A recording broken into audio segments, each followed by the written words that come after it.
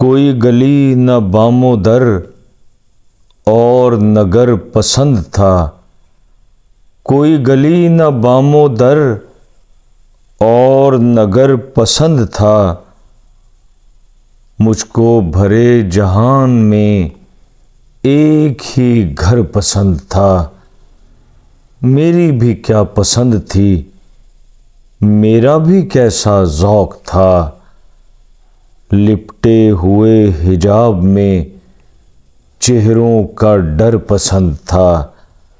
शाम को लौट आते थे मेरी तरह सभी परिंद। जैसा भी खस्ता हाल था उनको शजर पसंद था।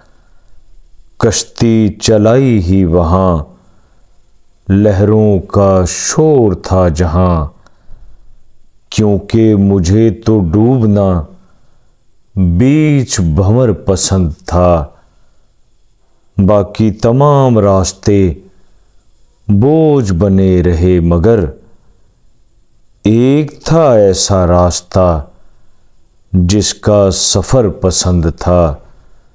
आँखों में जो हुआ ज़ुहूर, चाँद तो एक था मगर मुझको इधर पसंद था, उसको उधर पसंद था।